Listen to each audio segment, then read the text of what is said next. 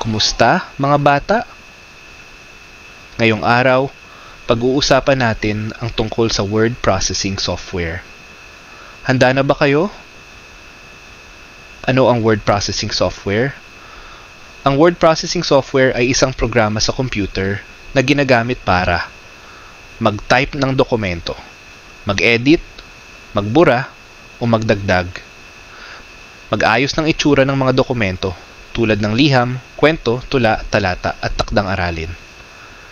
Parang papel ito na nasa loob ng computer, pero mas maganda dahil pwede kang mag-type gamit ang keyboard, pwedeng magbura kung nagkamali, pwedeng maglagay ng larawan, at pwedeng palitan ang laki, kulay, at itsura ng letra. Saan ito ginagamit?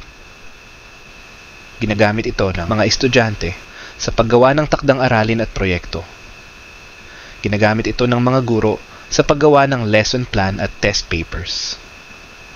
Ginagamit ito ng mga nagtatrabaho sa paggawa ng resume, application letter, reports, at iba pang dokumento.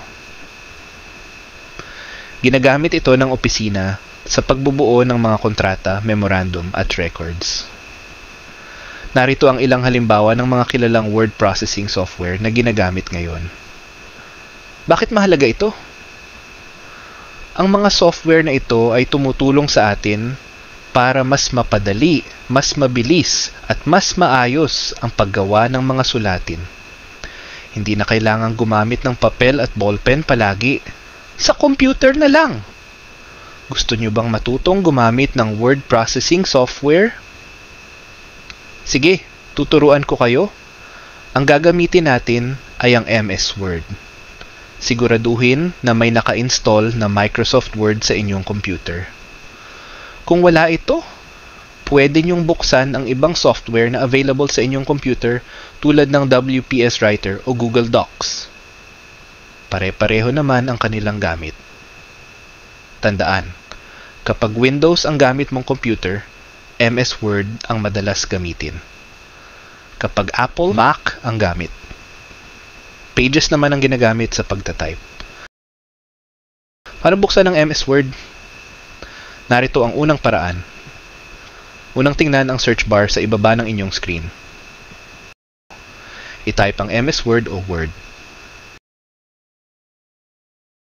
3. I-click kapag nakita na. Kapag nabukas na ang MS Word, i-click itong blank document. Ikalawang paraan, pindutin ang Windows key plus R sa keyboard. Lalabas ang isang maliit na kahon. I-type ang WinWord. Pindutin ang OK. Kapag nabukas na ang MS Word, i-click itong blank document. At ayan. Nakikita nyo na ang MS Word interface. Ito ang itsura ng word processing software. Dito tayo magta-type, mag-i-edit, at mag-aayos ng ating dokumento. Mga bata, excited na ba kayong matutong mag-type gamit ang word processing software? Sige, simulan na natin.